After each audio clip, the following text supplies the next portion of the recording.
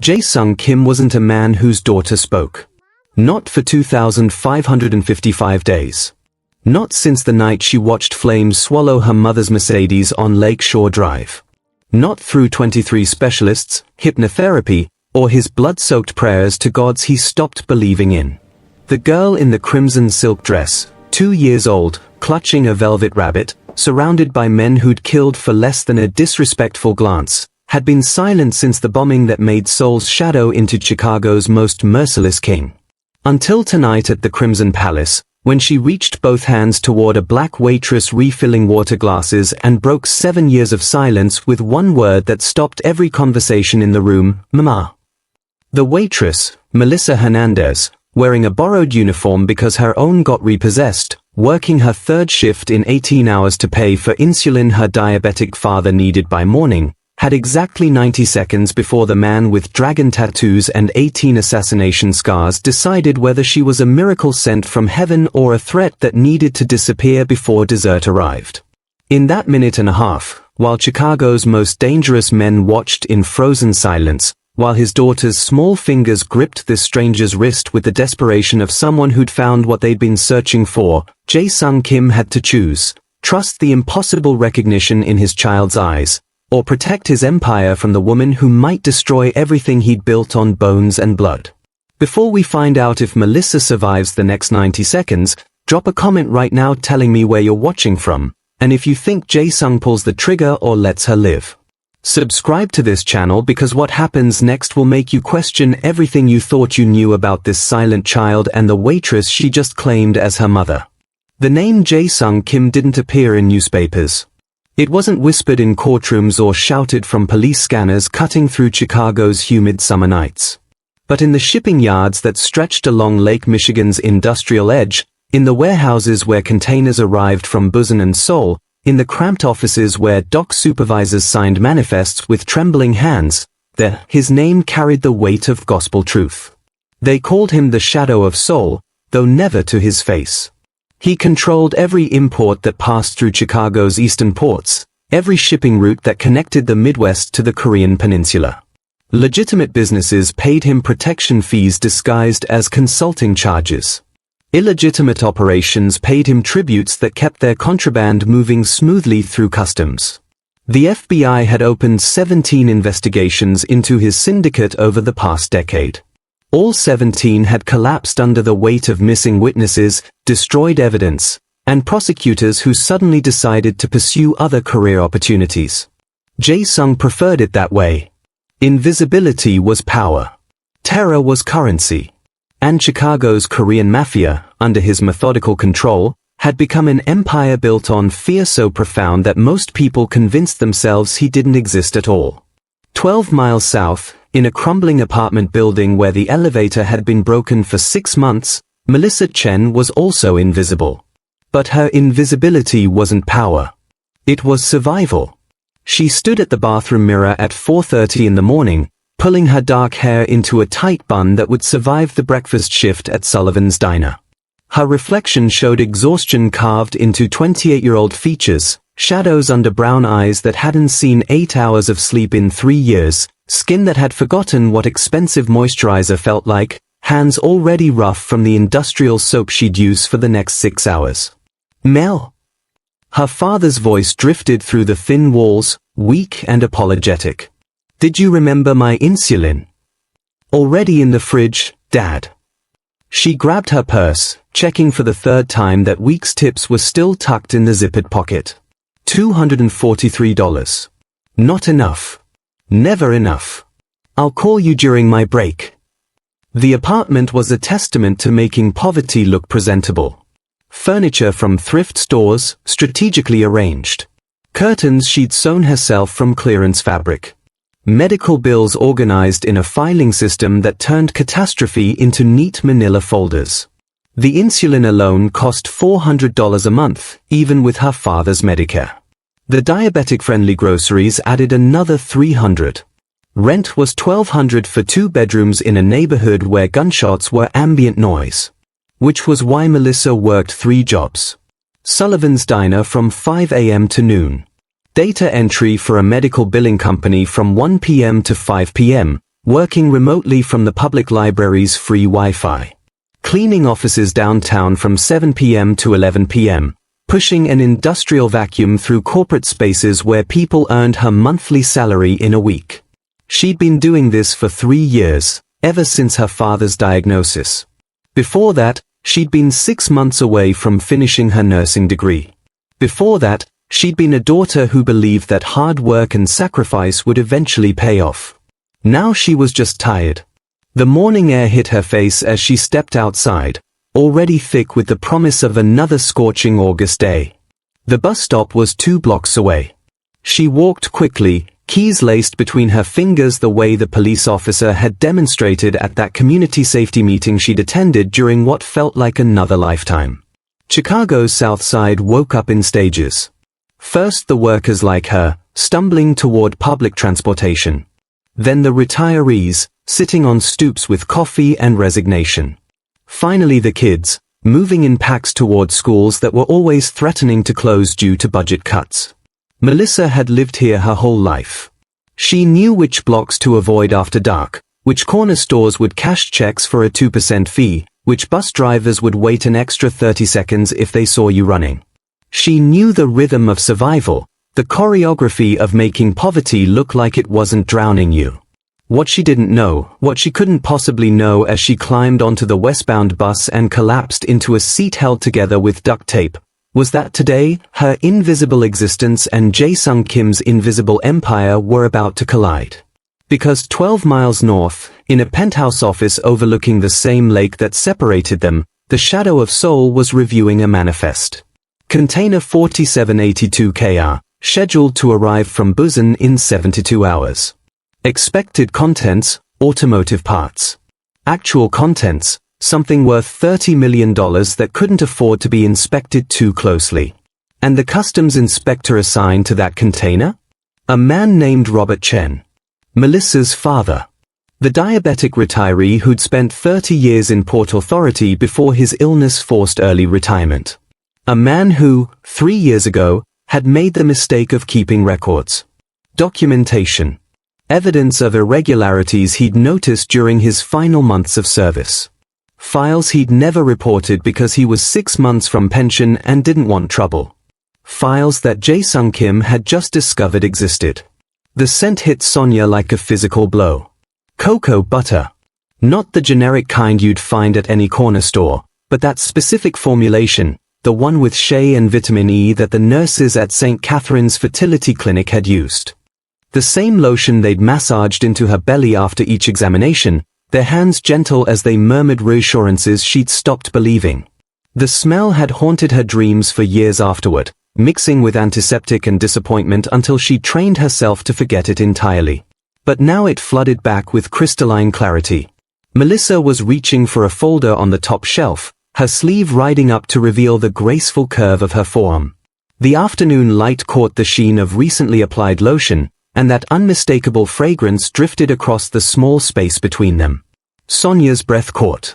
Her fingers, which had been sorting through a stack of legal pads, went completely still. The world narrowed to that scent and the woman wearing it. Sonia's mind lurched backward 8 years. To the clinic's waiting room with its pastel walls and motivational posters about miracles and perseverance. To the consultation room where she'd sat across from Dr. Reeves, her hands clasped so tightly her knuckles had gone white. To that final appointment when the doctor had gently, professionally, devastatingly explained that her eggs were no longer viable. That her window had closed. But there had been another option, Dr. Reeves had said. A donor. The memory sharpened with painful precision. She'd been too raw to consider it then, too buried under the weight of her own perceived failure. But the clinic had procedures. Protocols. They'd asked for her preferences anyway, just in case she changed her mind. Age range. Education level. Physical characteristics. And medical history. Always medical history. She'd mentioned it almost absently, how her mother had died of an undiagnosed heart condition when Sonia was 16. How the autopsy had revealed a congenital defect that ran in families. How the cardiologist had tested Sonia immediately and found nothing, but warned her that if she ever had children, they'd need to be screened. The nurse taking notes had been so kind. "We'll flag that," she'd said. "Any potential donor would need cardiac clearance." Sonia had never gone back. The divorce papers had arrived 2 weeks later, and she'd buried herself in building her career instead. The clinic had eventually sent her file to storage, all those careful notes and preferences preserved in some database she tried to forget existed. But now this scent. This specific, unmistakable scent. And Melissa's presence in her office, in her life, with timing too perfect to be coincidence. Sonia's heart hammered against her ribs. She watched Melissa turn back from the shelf, that professional smile in place, completely unaware of the seismic shift happening 3 feet away. The late afternoon sun streaming through the window caught Melissa's features in sharp relief. The delicate bone structure, the dark hair with its subtle wave, the quick intelligence in those brown eyes. Eyes that were the exact shade Sonia saw every morning in her own mirror. "Mrs. Ashford?" Melissa's voice seemed to come from very far away. "Are you all right? You've gone pale." Sonia couldn't speak. Couldn't move. Every cell in her body was screaming recognition while her rational mind struggled to catch up. This wasn't possible. She'd never used that donor profile. She'd never gone through with anything. The clinic had her preferences on file, yes, but she'd never authorized them to proceed. Had she? The thought opened like a chasm beneath her feet. Those final weeks of her marriage had been such chaos. Devon's barely concealed relief at her infertility. The arguments that had devolved into cold silence. The paperwork she'd signed in a haze of grief and rage. Had there been something else mixed in with the divorce documents? Some authorization she'd scrawled her name across without reading, too broken to care about details? And if there had been, if somehow, impossibly, that donor profile had been used. The timeline aligned with sickening precision. 8 years ago. A daughter who would be 7 now, maybe 8 depending on when. Melissa was still watching her with growing concern, one hand unconsciously rubbing more of that damning lotion into her skin. The scent intensified, and with it, a wave of certainty so powerful it nearly brought Sonia to her knees. She found herself moving without conscious decision, her hand reaching out across the desk toward Melissa.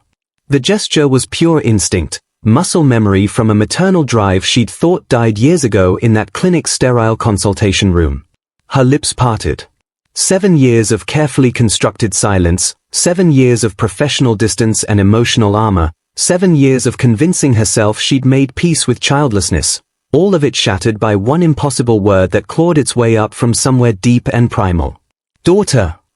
The word hung in the air between them like smoke, like possibility, like the end of everything Sonia thought she knew.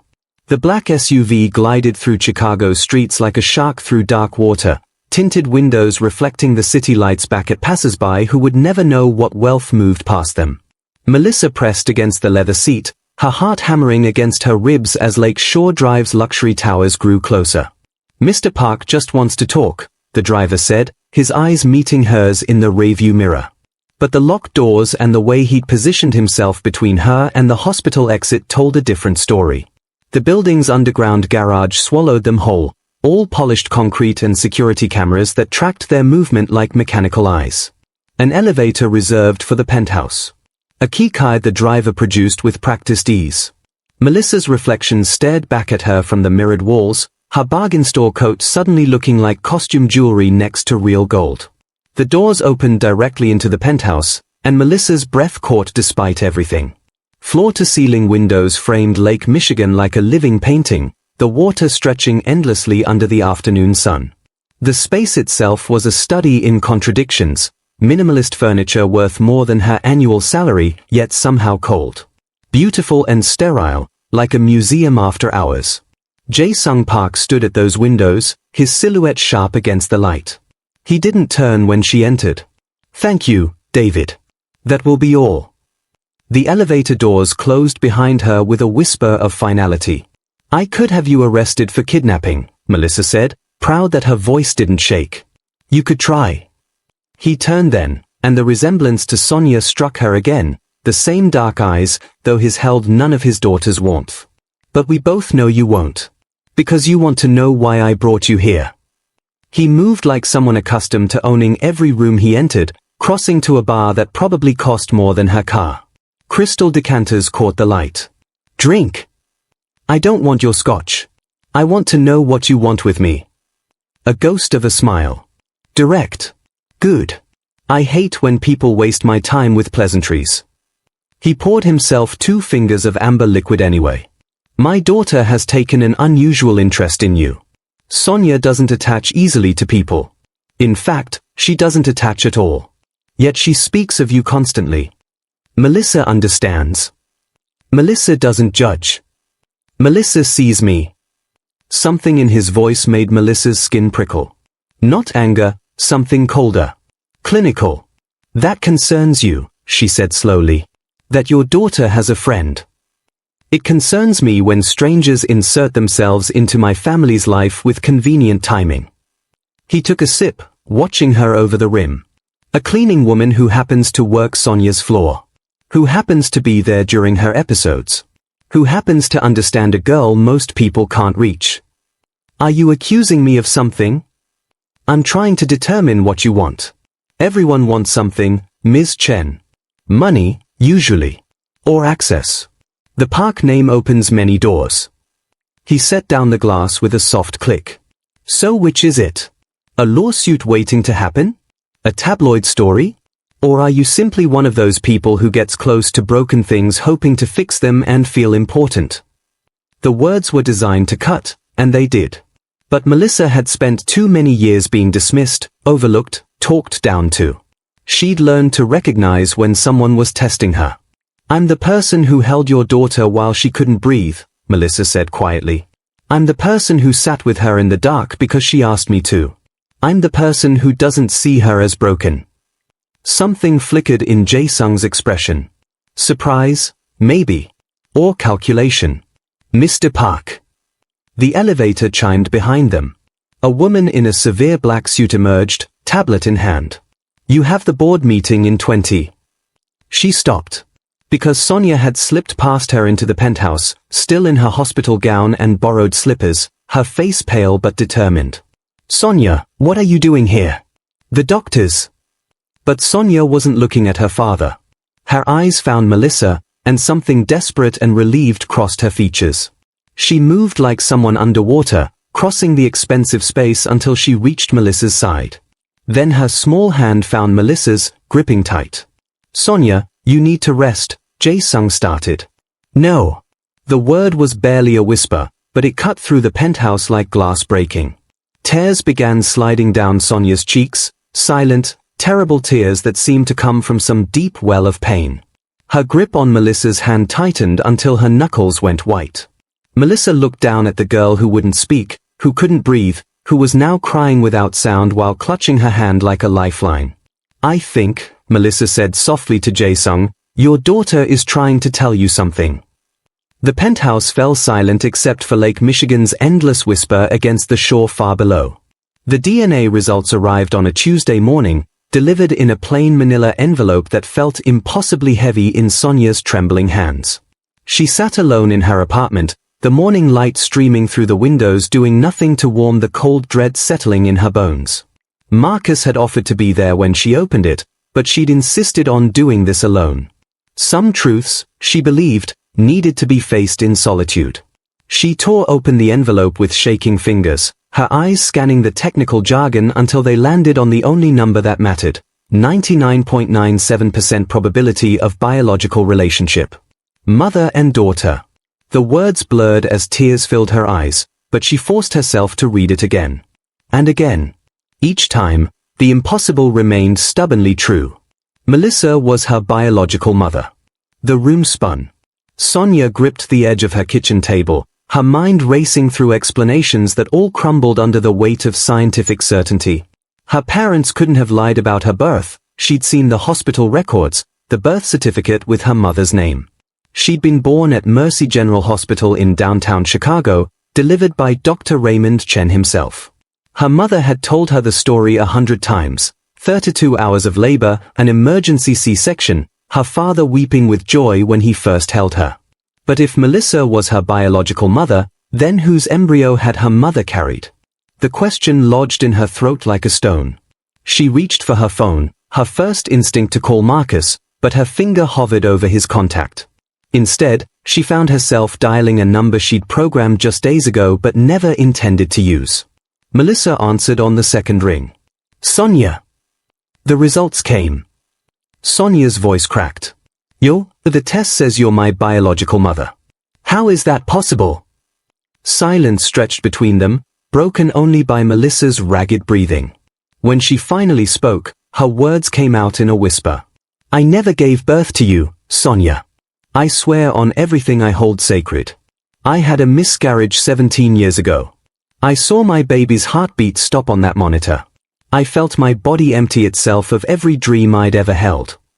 Then how? I don't know. Melissa's voice cracked with something raw and desperate. But I need to find out. Will you meet me? Please. There's something we need to investigate together. 2 hours later, they sat across from each other in a small cafe. The DNA results spread between them like an accusation. Melissa had brought her own medical records, pages documenting her pregnancy, the miscarriage at 11 weeks, the DNC procedure performed by Dr. Raymond Chen at Mercy General's fertility clinic. The same hospital where Sonia had been born. The same doctor who had delivered her. Sonia's hands trembled as she compared the dates. Your miscarriage was exactly 9 months before I was born. Melissa's face had gone pale. Dr. Chen performed my DNC. He told me everything was removed, that there was no viable tissue.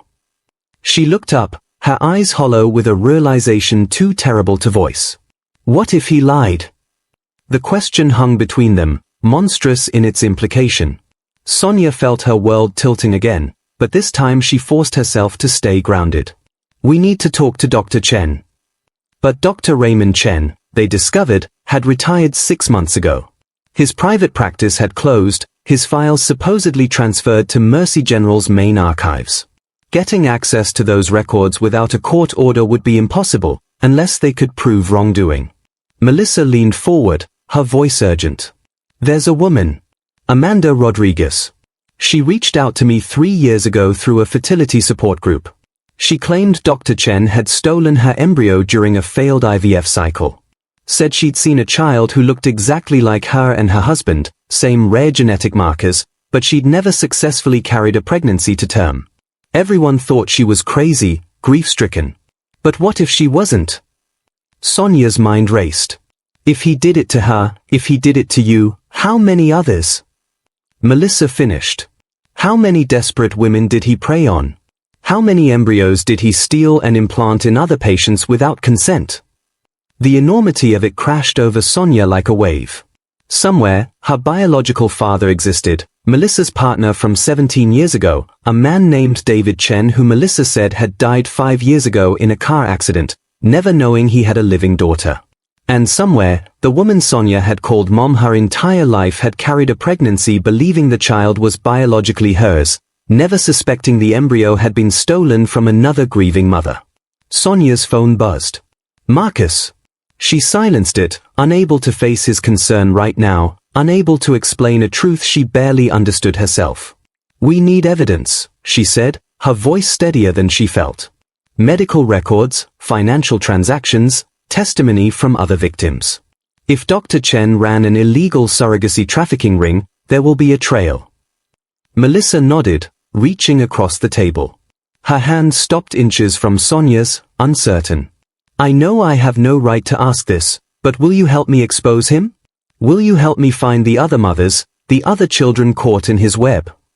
Sonia looked at the hand extended toward her, the hand of a stranger who was also, impossibly, her mother. She thought of her parents, of the life they'd built on a foundation of unknowing deceit. She thought of the other families torn apart by one man's greed and ambition. She took Melissa's hand. Yes. We finish this together. The abandoned clinic stood like a tomb in the soul night, its windows dark and hollow. Jae-sung's hand tightened on the door handle as Melissa checked the deserted street behind them. 3 days had passed since she'd shown him the medical records that shattered his world, and every hour had brought them closer to this moment. He's expecting us, Melissa whispered, her breath forming clouds in the freezing air. The lights are off, but I saw movement on the 3rd floor. Jae-sung pushed the door open. The smell of antiseptic and abandonment washed over them as they stepped inside. Dust motes danced in the beam of his flashlight, settling on overturned chairs and scattered papers. Dr. Chen had left in a hurry, but not before someone had methodically destroyed every computer in sight. They climbed the stairs in silence, their footsteps echoing in the emptiness. On the third floor, a single light glowed beneath an office door. Jae-sung didn't knock. He kicked it open with all the rage that had been building since the day his wife died. Dr. Chen sat behind his desk, looking older than his 60 years. His hands trembled as he poured himself a drink from a crystal decanter. "I wondered when you'd find me," he said quietly. "Minute-ho said you were too grief-stricken to ask questions. I told him he was wrong." "Where is he?" Jae-sung's voice was ice. "Safe. Protected. Your father has resources you can't imagine." Chen drained his glass and refilled it. "But that's not why you're here. You want to know about your daughter. About what we did." Melissa moved to the filing cabinets lining the wall, her fingers already searching for evidence. Chen watched her with dead eyes. "They're empty. Minute-ho had everything destroyed. Everything except what I kept for insurance." He opened his desk drawer and pulled out a worn leather folder. "My insurance policy. Though I suppose it's too late for that now." Jae-sung snatched the folder, his heart pounding. Inside were medical records, financial transfers, and dozens of emails between Chen and Minute-ho spanning 5 years. The dates made his blood run cold. They'd started planning this before Yuna was even conceived. "Bloodline purity," Chen said, his voice thick with something between shame and defiance. "That's what your father called it." He couldn't accept that his granddaughter came from purchased eggs, from a woman he considered beneath the Kang legacy. He saw it as corruption, as dilution of everything your family had built. "So you helped him erase her?" Melissa's voice cut through the room like a blade. Chen laughed bitterly. "I helped him create a plan to eliminate the connection. The surrogate, Sarah Mitchell, wasn't supposed to know whose child she carried. But she was smarter than we anticipated. She started asking questions, demanding more money, threatening to go public with the whole arrangement." Jae-sung's hands shook as he read the emails. His father's words leaped off the page with cold calculation. "The surrogate has become a liability. She must be managed before she contaminates the family name. Chen, handle it with your usual discretion." "My wife," Jae-sung whispered. "Ji-woo found out about Sarah." "Your wife was investigating the fertility clinic for an article," Chen confirmed. "She discovered the surrogacy arrangement, tracked down Sarah Mitchell, and realized what Minute-ho was planning. She threatened to expose everything, the illegal surrogacy network, the falsified records, the payments. But more than that, she told Minute-ho she would take Yuna and disappear rather than let him erase the truth of her origins." The room spun. Jae-sung gripped the edge of the desk, bile rising in his throat. "The car bombing. They said it was random violence. Gang warfare." "Nothing about your father is random," Chen said. "He has connections throughout the city, politicians, police, criminals. Making a car explode and blaming it on gang activity is child's play when you own half the people who would investigate it." Melissa pulled out her phone, photographing every page in the folder. "Sarah Mitchell. Where is she now?" Chen's face went gray. "Dead. 3 months before Ji-woo. Carbon monoxide leak in her apartment. Another tragic accident." He poured another drink with shaking hands. Minute-ho called it Phase 1 of the purification plan. Eliminate the surrogate. Eliminate anyone who knew the truth. Eventually, even destroy the medical records so thoroughly that Yuna would never question her origins. "But he couldn't destroy everything," Jae-sung said, his voice hollow. "Because you kept copies." "I kept copies because I'm not a monster," Chen spat. "I'm a doctor who made terrible choices for money and fear, but I couldn't let it all disappear. When Minute-ho ordered Ji-woo's death, I knew I'd crossed a line I couldn't uncross. So I documented everything, hid it, and waited." "Waited for what?" Melissa demanded. "For you to find me. For the truth to surface. For some kind of redemption that will never come." Chen stood, swaying slightly. "Minute-ho knows I have these files. That's why this clinic is abandoned. That's why I'm a dead man walking.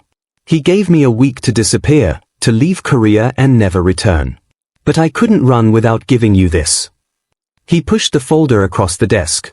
Your daughter deserves to know where she came from. And your father deserves to burn for what he's done. Jae-sung stared at the man who had helped orchestrate his wife's murder, helped his father play God with innocent lives. Why should I believe anything you say? Because I'm telling you to destroy me along with him, Chen whispered. I'm giving you everything you need to take us both down. Use it. Before Minute-ho decides Phase 2 means eliminating anyone who threatens the pure bloodline he's so desperate to preserve. His eyes met Jae-sung's with terrible clarity. Including you. The lamp on Jae-sung's desk cast long shadows across the mahogany surface as he slid a single sheet of paper toward Melissa. Rain drummed against the windows of his private study, a rhythm that matched the thundering of her heart. She'd expected another interrogation, another warning, another threat veiled in silk.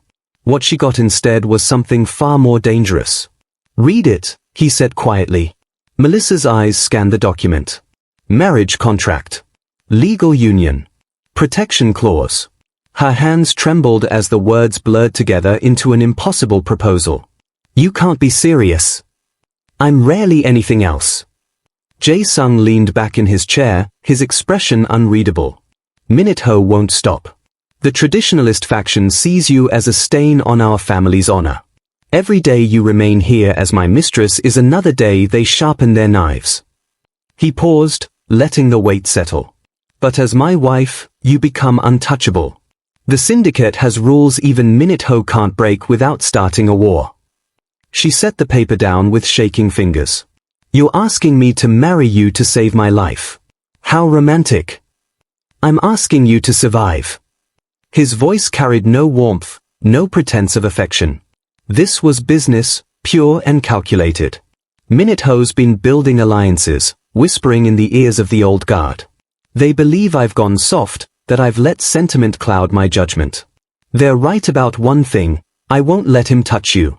But I need time to dismantle his network, to cut off his support before I move against him directly. Melissa stood, pacing to the window. Below, the estate grounds stretched into darkness, beautiful and imprisoning. And what do you get from this arrangement besides time? There has to be more. Legitimacy. The word hung in the air like smoke. The faction respects tradition above all else.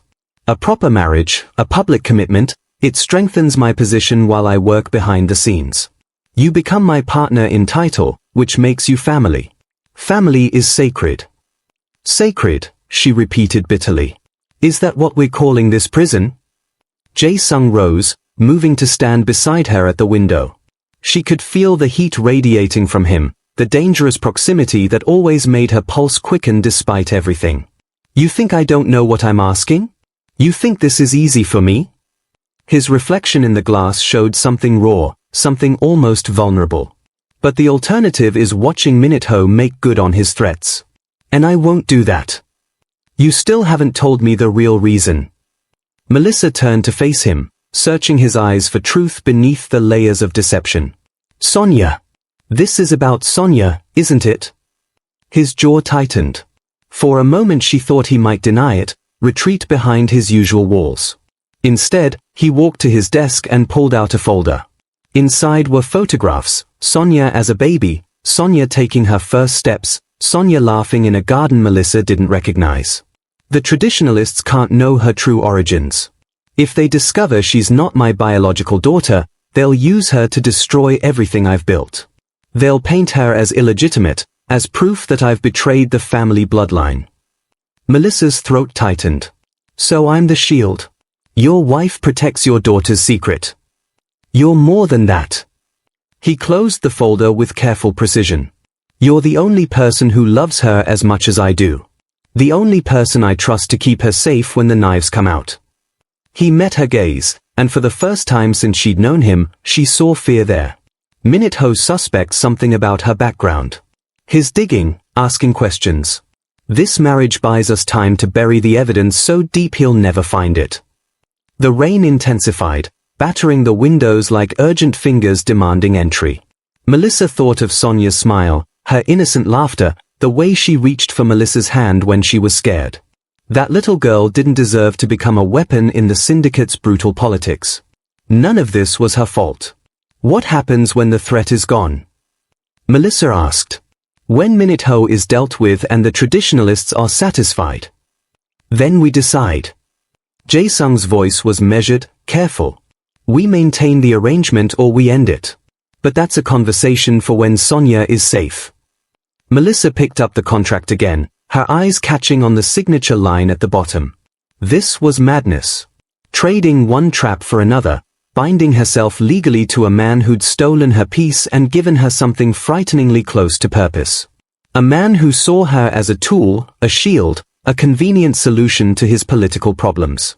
But also a man who was willing to risk everything for a child who shared none of his blood. She found a pen on his desk, tested its weight in her hand. If I do this, I want something in return. Name it. The truth. All of it. No more secrets about Sonia, about the syndicate, about what I'm really stepping into. Jae-sung nodded slowly. Agreed. Melissa signed her name in quick, decisive strokes before courage could abandon her. When she looked up, Jae-sung was watching her with an expression she couldn't quite name, relief mixed with something darker, something that looked almost like regret. Welcome to the family, Mrs. Kim, he said quietly. The title felt like chains made of silk, binding her to a fate she'd never imagined. And somehow, despite everything, it also felt like the only choice that mattered. The Seoul Shadow Gala had transformed the Hanamdong estate into a fortress of calculated opulence. Crystal chandeliers cast fractured light across floors of imported Italian marble, while servers in crisp white uniforms navigated between tables laden with delicacies most attendees wouldn't touch. This wasn't about food or celebration. It was about power, alliances, and the silent wars waged in glances exchanged over champagne flutes worth more than most people's monthly rent. Melissa stood in the private dressing suite, her reflection unfamiliar in the floor-length mirror. The gown Jae-sung had commissioned was a masterpiece of strategic design, midnight blue silk that whispered against her skin, cut to suggest rather than reveal, with delicate beading that caught light like scattered stars. Her hair had been swept into an elegant updo by stylists who'd worked in reverent silence, as if touching the dragon's chosen bride was both honor and terror. You look like you belong to this world now, Jae-sung's voice came from the doorway. He crossed the room in 3 measured strides, his tuxedo fitting him like a second skin. His fingers found the curve of her jaw, tilting her face toward the light. But we both know better, don't we? Melissa met his gaze in the mirror. Is that what tonight is about? Showing them I don't belong? Tonight is about showing them you're mine. His thumb traced her lower lip, the gesture possessive yet strangely gentle. Whatever they whisper, whatever they assume about the girl from nowhere who captured the dragon's attention, let them wonder. Let them fear what they don't understand. The grand ballroom hummed with the particular energy of apex predators forced into proximity. Korea's most dangerous men filled the space, leaders of families whose names appeared in newspapers only when journalists were feeling suicidal, financial titans whose legitimate empires cast shadows over criminal operations that funded small nations. Their wives and mistresses added splashes of color to the sea of dark suits, jewelry glittering like warning signals on poisonous creatures. Jae-sung's entrance commanded instant attention. Conversations died mid-sentence as heads turned, tracking his progress through the crowd with Melissa's hand resting in the crook of his arm. She felt the weight of every gaze, measuring her, dissecting her, trying to calculate what leverage the dragon's mysterious bride might offer or threaten. Kim Jae-sung. A voice called out, smooth as aged whiskey and twice as dangerous. An older man approached, his silver hair swept back from a face that suggested he'd smiled perhaps twice in his entire life, neither time from genuine amusement. Rumors of your acquisition have been circulating. I see they failed to capture the reality. President Choi, Jae-sung acknowledged with the barest inclination of his head.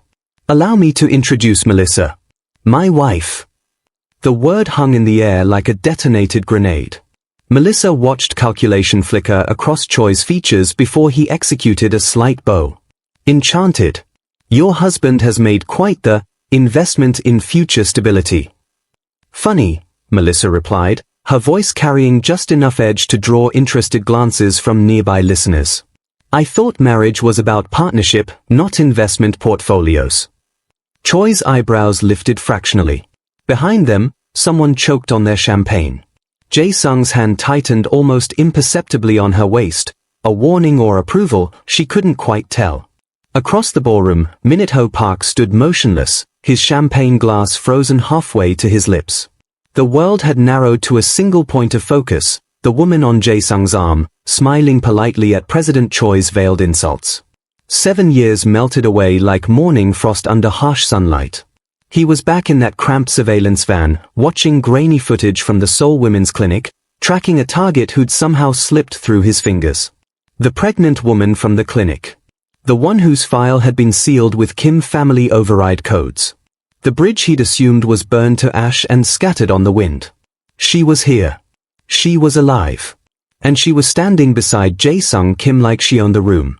Minute-ho's mind raced through implications with the cold efficiency of a tactical computer. The child from that clinic would be what now, 6? 7 years old? Old enough to be leverage. Old enough to be a threat. The timeline aligned perfectly with Jae-sung's sudden interest in legitimate business expansion, his carefully orchestrated withdrawal from certain operational territories. "You look like you've seen a ghost, Minute-ho." A colleague appeared at his elbow, oblivious to the seismic shift occurring behind Minute-ho's carefully neutral expression. "The dragon's new bride has everyone talking. Nobody knows where she came from." "I do," Minute-ho murmured, more to himself than his companion.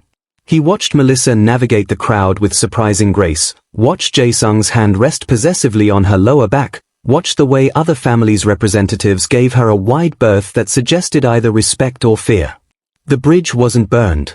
It was reinforced, fortified, and now defended by the most dangerous man in Seoul. Which meant Minute-ho's original mission hadn't failed. It had simply been waiting for the right moment to be completed. And tonight, watching Melissa laugh at something President Choi's wife had said, watching Jae-sung's rare smile soften the harsh lines of his face, Minute-ho understood that moment had finally arrived. The Sky Garden penthouse blazed with thousands of candles, their flames casting dancing shadows across walls lined with photographs of Chairman Park. Syndicate leaders from across Asia stood in respectful silence, their dark suits forming a sea of traditional mourning. The scent of incense hung heavy in the air, mixing with the perfume of white chrysanthemums that filled every corner of the massive space. Jae-sung stood before his father's portrait, his face carved from stone as he accepted condolences from men who'd built empires on blood and betrayal. Each bow, each murmured sympathy felt like a knife twisting deeper into his chest. These men didn't mourn his father. They circled like sharks, sensing weakness in the water. Sonia moved through the crowd with practiced grace, her black dress simple but elegant, her demeanor that of a dutiful daughter paying respects. She'd insisted on attending despite Jae-sung's protests, understanding what her absence would signal to these predators. Family unity mattered in this world. Appearance was everything. But Jae-sung's instinct screamed danger. His security team had swept the building 3 times. Every exit was monitored. Every guest vetted. Yet something felt wrong, like the pressure drop before a storm. Minute-ho appeared at his elbow, his expression appropriately somber. "The Yakuza representatives are asking about succession plans. I told them you'd address everyone after the ceremony." Jae-sung nodded, his jaw tight. He'd planned to use this gathering to consolidate power, to make it clear that Park Enterprises would continue under his leadership with or without his uncle's approval. The old alliances would hold or they wouldn't. Either way, he'd be ready. "Keep them patient," he said quietly. "I'll speak when the time is right." Minute-ho bowed and melted back into the crowd. Jae-sung watched him go, that persistent unease growing stronger. His uncle had been too cooperative lately, too eager to help with arrangements, too willing to fade into the background while Jae-sung took center stage. The ceremony proceeded with ritualistic precision. Speeches were given, prayers offered, respect paid to a man who'd ruled his empire with an iron fist for 4 decades. Jae-sung caught glimpses of Sonia throughout, her face composed even as tears tracked silently down her cheeks. Real grief mixed with performance. She'd loved the chairman in her way, even knowing what he was. As the final prayer ended, a commotion erupted near the elevators. Guests turned, confusion rippling through the crowd. Jae-sung's head of security spoke urgently into his radio, his hand moving toward his weapon. Then Minute-ho's voice cut through the murmurs, amplified by the penthouse sound system. If everyone would please move to the terrace. There's something you all need to witness. The crowd shifted uncertainly. Jae-sung's eyes found his uncle standing near the floor-to-ceiling windows that led to the rooftop helipad. Minute-ho's expression had transformed from somber respect to something harder, colder. Triumphant. Uncle, what is this? Jae-sung demanded, but Minute-ho was already moving through the French doors onto the terrace. The syndicate leaders followed like sheep, their curiosity overriding caution. Jae-sung pushed through the crowd, his heart hammering against his ribs. Where was Sonya? He couldn't see her anywhere. He burst onto the terrace and froze. Minute-ho stood at the edge of the helipad, one arm locked around Sonya's throat. Her eyes were wide with terror, but she stood perfectly still, understanding the precariousness of her position. Behind them, the lights of Seoul stretched endlessly into the night, a 1,000-foot drop waiting just beyond the safety railing. Don't move, Minute-ho said calmly as Jae-sung lunged forward. Not one step, or she goes over. The assembled syndicate leaders filled the terrace, forming a semicircle around the scene. Phones appeared, recording everything. This was theater, Jae-sung realized with sick clarity. His uncle had choreographed this moment for maximum impact. You want to know about succession? Minute-ho's voice carried across the space, addressing the crowd. Let me tell you what my dear nephew hasn't shared. The woman he's been parading as his secretary, his trusted assistant, is actually his illegitimate daughter. Born from an affair with a Filipino made 22 years ago. Gasps rippled through the crowd. Cameras captured every second. Minute-ho's smile grew wider as he tightened his grip on Sonya. My brother built this empire on tradition, on honor, on the purity of our bloodline. And his son spits on that legacy by elevating his bastard half-breed to a position of power. He looked directly at Jae-sung. You want Park Enterprises? You want to lead this syndicate? Then step down. Publicly. Right now. Admit you're unfit to carry our father's legacy. Or what? Jae-sung's voice was deadly quiet. Minute-ho dragged Sonya closer to the edge. Or I demonstrate what happens to corrupted bloodlines. One step back, nephew. That's all it takes. You took my son's future, she hissed, her composure finally cracking. You turned him into a laughingstock. You destroyed everything I built. Melissa felt Sonya's small hand clutch the back of her shirt. Your son destroyed himself, she said quietly. I just refused to let him destroy us too. The shot came before anyone could react. Not from the mother, from Minute-ho himself, emerging from the stairwell with wild eyes and a larger weapon. The bullet meant for Melissa went wide as Jae-sung's security team erupted from their positions, but in the chaos, Sonya stumbled backward toward the helipad's edge. Melissa saw it happen in slow motion. The railing catching the child at her shoulders. Sonya's weight already passed the balance point. Her daughter's eyes, those eyes that had watched everything, processed everything, survived everything in silence, going wide with recognition of the fall. She didn't think. Didn't calculate the distance or the danger or the 7-story drop to the glass-enclosed atrium below.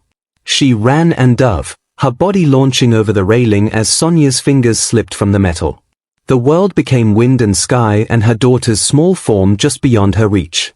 Melissa stretched, her fingertips grazing Sonya's jacket, catching, gripping, pulling the child against her chest as they plummeted together. She twisted in midair, putting her own body between Sonya and whatever they'd hit first. Above them, gunfire crackled, Jae-sung's men, Minute-ho's final stand, the mother screaming, but it all faded into the rushing air. The retractable glass ceiling of the penthouse atrium came up fast. Melissa curled around Sonya, feeling the impact shatter through her shoulder blades, the world exploding into crystal rain and chlorinated water. They crashed through the ornamental koi pond's surface together, Melissa's back hitting the tiled bottom with enough force to drive the air from her lungs. But Sonya was alive, gasping, coughing water, alive. Melissa dragged them both to the surface, her arms screaming, her back on fire. Around them, shocked guests from some corporate function scattered, security rushing toward the devastated atrium. Above, through the shattered ceiling, she could see figures on the helipad, the flash of emergency lights. She pulled Sonia to the pond's edge, lifting her out, checking her for injuries with shaking hands. Cuts from the glass, bruises forming, but breathing, alert, alive. The child stared at her with those two old eyes, water streaming from her hair, and Melissa saw something shift in their depths. "Mama," Sonia whispered. Her first word in over a year, that single syllable she'd spoken when they first met at the wedding. But now came the second, the one that shattered everything Melissa thought she knew about how much had already broken inside this child. "Mama saved me." Melissa's chest cracked open.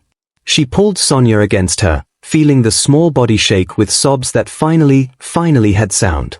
"Always," she choked out. "I will always save you." Jae-sung found them like that moments later, dripping and bleeding and holding each other in the wreckage. His face was ashen, his usual control completely gone. "Minute Ho's dead," he said roughly. "His mother too. She tried to shoot through my men to get to you, and..." He stopped, seeing Sonia's face buried in Melissa's neck, hearing the quiet crying. "Is she?" "She spoke," Melissa whispered. "Jae-sung, she spoke." He dropped to his knees beside them in the water, his hand trembling as it touched Sonia's back. The child turned slightly, one arm remaining around Melissa, and looked at the man who'd given up everything to protect them both. "Papa came too," she said softly, and Jae-sung's iron control finally, completely shattered. They held each other there in the ruins, not a contract family anymore, not a strategic alliance or a business arrangement. Something forged in violence and sealed in blood, built from the pieces of three broken people who'd learned that sometimes the family you create is the only one worth dying for. The paramedics would come. The police would take statements. The media would explode with the story of the chairman's son's spectacular demise and the mother-in-law's murder-suicide attempt. But in that moment, in the wreckage of glass and water and everything they'd survived, they were simply this: a mother who'd learned to jump, a father who'd learned to fight, and a daughter who'd finally found her voice. The contract was void. The marriage was real. And the family they'd accidentally built would never be broken again. If you loved watching Melissa's journey from contract bride to fierce protector, like and subscribe for more stories of courage, sacrifice, and love that conquers all. See you in the next video.